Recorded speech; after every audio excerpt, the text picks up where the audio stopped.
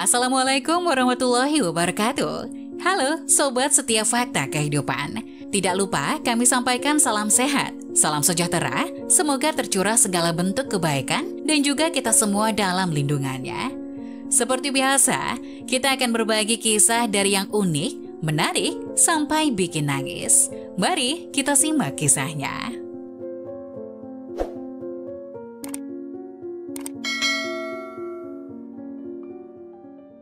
Pekerja salon mengejek wanita hamil berusia 50 tahun, seminggu kemudian mengganti popok bayinya sebagai pembantu.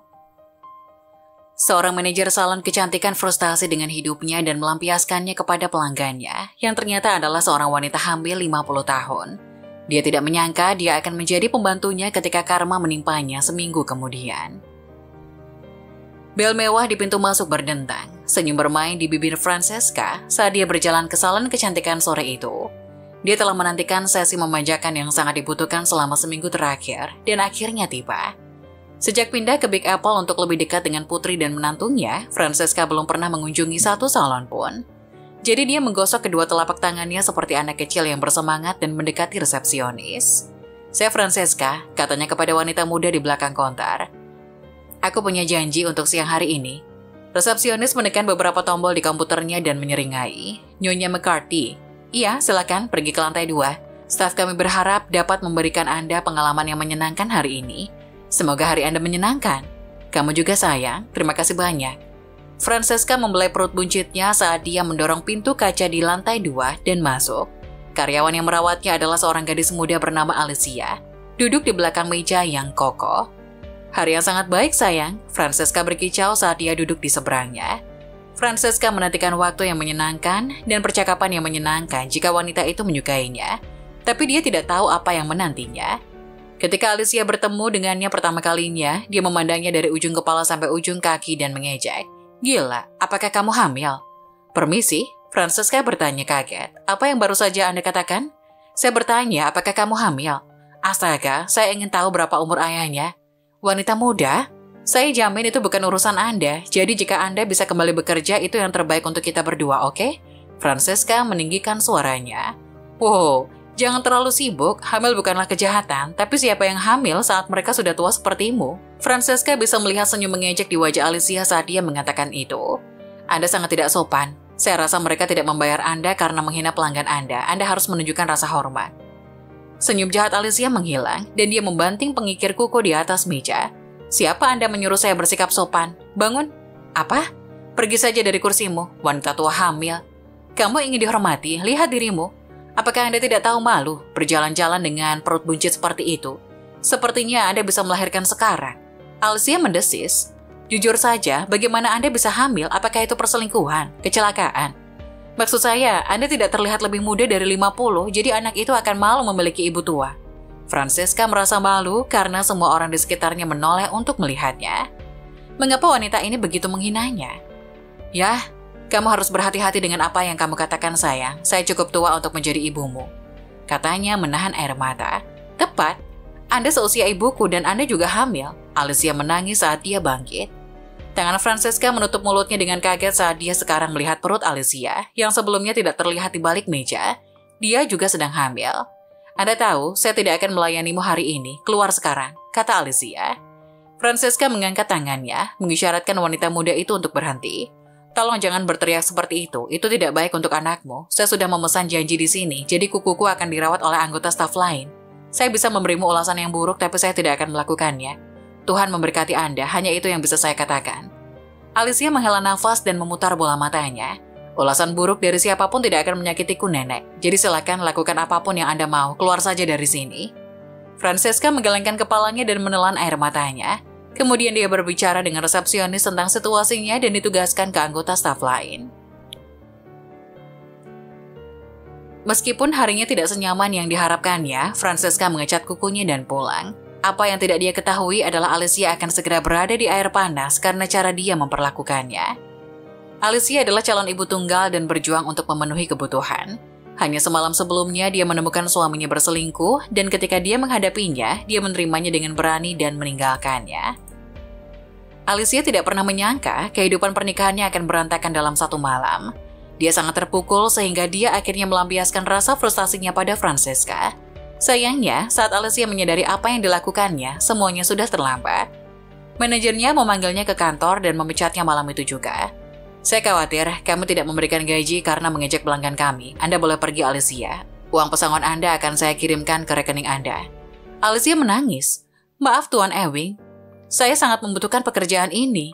Dan saya minta maaf atas apa yang saya lakukan. Saya tidak berpikir jernih. Saya sedang tidak waras. Benar. Alicia, ini tempat kerjamu. Aku tidak bisa mentolerir atas apa yang kamu lakukan. Wanita itu cukup murah hati untuk tidak meninggalkan alasan negatif untuk kami. Tuan Ewing, Oke, bisakah kamu menjamin kamu tidak akan melakukannya lagi? Saya bisa mencoba. Apakah saya mendapatkan jaminan itu atau tidak? Saya akan melakukan yang terbaik untuk tidak. Lihat, ini masalahnya Alicia. Bosnya menggerutu. Tidak, saya khawatir saya tidak dapat mempertahankan pekerjaan Anda lebih lama lagi. Saya berharap yang terbaik untuk Anda, tapi saya benar-benar tidak bisa mempertaruhkan bisnis atau karir saya. Ayolah, tidak mudah bagi saya untuk mendirikan salon yang sukses. Jadi saya harap Anda mengerti. Alicia tidak bisa menahan air matanya saat dia kembali ke rumah malam itu. Dia merosot ke sofa dan menangis seperti anak kecil. Dia kehilangan suami, pekerjaannya, dan sekarang dia tidak memiliki sarana untuk menghidupi bayinya yang belum lahir. Alicia menangis terseduh-seduh. Tiba-tiba dia merasakan sakit yang tajam, dan sebelum dia menyadarinya, dia mengalami kontraksi yang mengerikan. Dia berhasil mengambil teleponnya dari dompetnya dan menghubungi 911. Sedikit yang dia tahu, karmanya sedang menunggunya. Kondisi Alicia semakin memburuk saat dia dibawa ke rumah sakit. Ia bermandikan keringat dan napasnya terengah-engah. Para dokter bertanya kepada Alicia apakah mereka dapat menelpon seseorang untuk mendapatkan dukungan moral selama persalinan. Tapi dia tidak tahu siapa yang harus dihubungi. Alicia dipindahkan ke bangsal biasa setelah beberapa jam yang terasa seperti selamanya. Persalinan berjalan dengan baik, tapi bayinya harus tetap di bawah pengawasan di rumah sakit. Ketika ia dipindahkan ke kamar, dia tidak bisa mempercayai matanya. Di tempat tidur di sampingnya adalah Francesca. Apakah itu kamu, Alicia? Francesca memperhatikannya dengan tersenyum. Apakah semuanya baik-baik saja, sayang? Itu bukan urusanmu, kata Alicia getir. Tolong berpura-pura tidak mengenalku. Saya mendengar para perawat bicara, saya harap bayi Anda baik-baik saja. Apa bedanya bagimu? Seharusnya Anda senang dengan dirimu sekarang.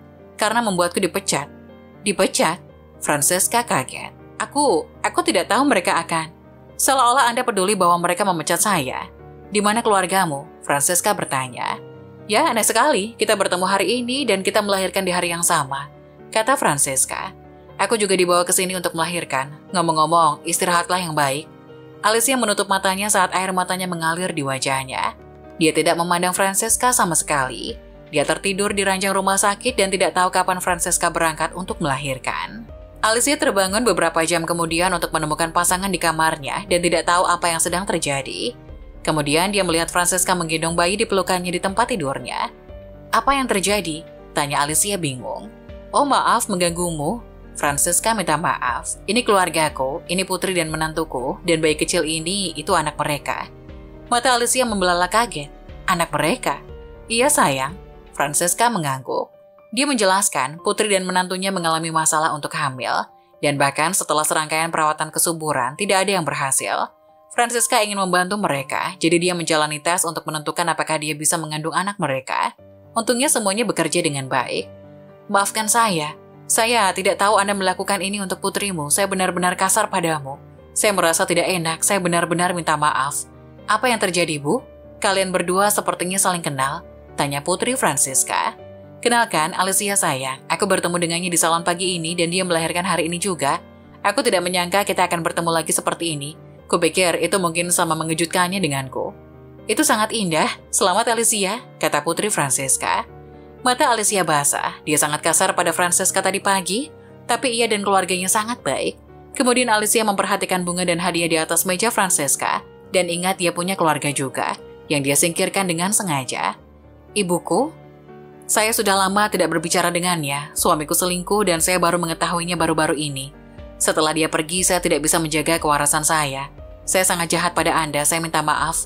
Anda adalah wanita yang baik hati dan Anda memiliki orang-orang yang mencintai Anda. Terima kasih atas kepedulian Anda kepada saya. Aku Alicia kepada Francesca. Hubungi dia. Aku yakin tidak ada ibu yang bisa marah lama pada anaknya. Saran Francesca. Apakah dia akan bicara denganku? Saya juga sangat jahat padanya. Tolong panggil saya Francesca. Beritahu ibumu bahwa kamu mencintainya. Aku yakin dia tidak akan marah padamu. Lagi pula, dia ingin sekali bertemu dengan cucunya. Francesca merasa kasihan pada gadis yang sendirian di rumah sakit setelah melahirkan. Jadi dia meminta putrinya untuk membelikan bunga dan hadiah untuk Alicia juga. Alicia tidak bisa menahan air mata dan terisak menanggapi sikap Francesca. Sayangnya, ibu Alicia tidak menanggapi teleponnya. Seminggu kemudian, Francesca keluar dari rumah sakit dan kembali ke rumah. Suatu pagi, dia sedang sarapan ketika dia mendengar bel pintu berbunyi. Kemudian dia membuka pintu. Dia terkejut menemukan Alicia di ambang pintunya. Alicia? Apa yang kamu lakukan di sini? Hai Francesca, saya ingin berterima kasih karena telah mendorongku untuk menelpon ibuku. Dia menjawab dan berkata dia ingin tinggal bersamaku untuk membantuku menjaga bayiku. Wow, itu luar biasa bukan? Kata Francesca. Saya butuh bantuan. Bisakah saya bekerja untukmu? Saya bisa menjadi pembantumu dan saya akan mengurus semua kebersihan dan yang lainnya. Francesca bingung. Ada apa? Apakah kamu kekurangan uang? Dengan berlinang air mata, Alicia mengaku tidak punya cukup uang untuk membeli tiket ibunya untuk tinggal di negara bagian lain. Tabungannya sudah habis karena tagihan rumah sakit. Dia tahu dia tidak akan bisa mendapatkan pekerjaan segera, jadi dia meminta bantuan Francesca. Francesca setuju untuk membantunya, tapi dengan syarat tertentu.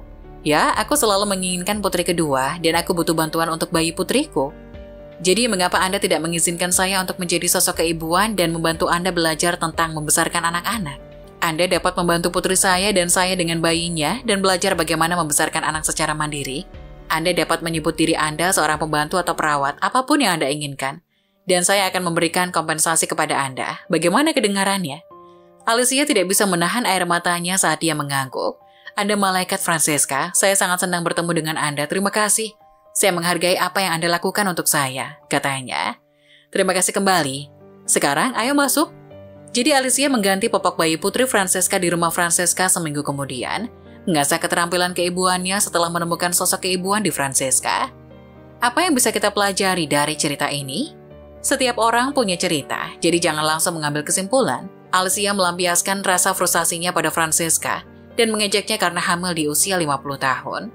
Tidak menyadari bahwa Francesca sedang membantu putri dan menantunya. Bahkan hati orang yang dingin pun bisa tergerak oleh kebaikan dan kasih sayang. Sementara Alicia bersikap kasar kepada Francesca. Francesca selalu memperlakukan Alicia dengan kehangatan dan cinta yang mengubah wanita muda itu menjadi lebih baik. Nah, bagaimana menurut kalian? Jangan lupa tulis pendapat kalian di kolom komentar ya. Wassalamualaikum warahmatullahi wabarakatuh.